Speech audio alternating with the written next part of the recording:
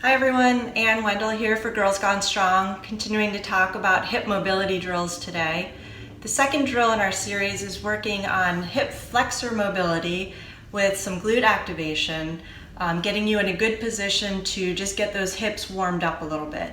Again, I wrote an article about this stretch and kind of the idea that we're not always tight, that we need to get some stability really in those end ranges of motion that we already have, and we don't always need to overstretch things. So this is a nice glute activation drill as well as a little bit of mobility for the hip joint and the hip flexors. Something that you see people do in the gym all the time. Quite frequently they're not doing it in the way that I'm going to show you, and so when I go into the gym I kind of put my blinders on and don't pay attention.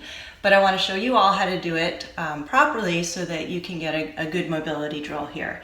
So I'm going to turn sideways, and I've got a pillow on the floor. You can use a yoga mat or something like that if it makes it more comfortable. What you want to do is get up on one knee into a tall kneeling position. You're going to be facing forward.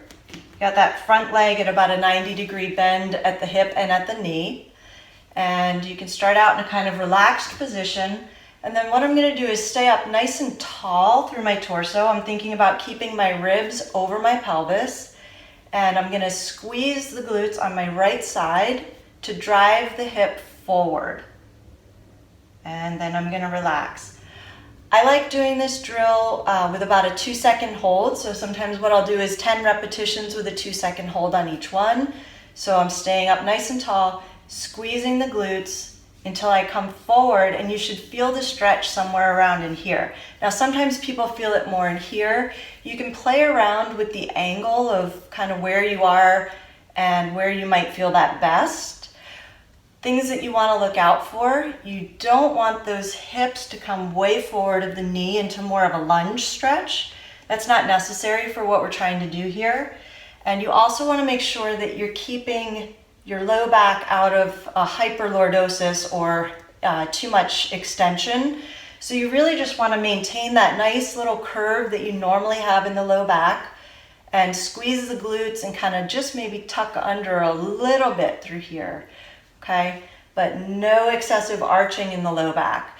And so if you're someone whose back does not like extension, this is a good thing for you to work on, because you're getting that mobility in the front of the hip there without that extension through the back.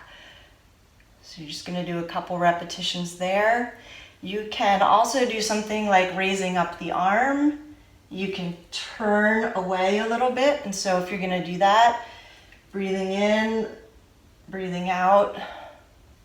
Okay, just nice easy breathing, getting a little rotation into the stretch.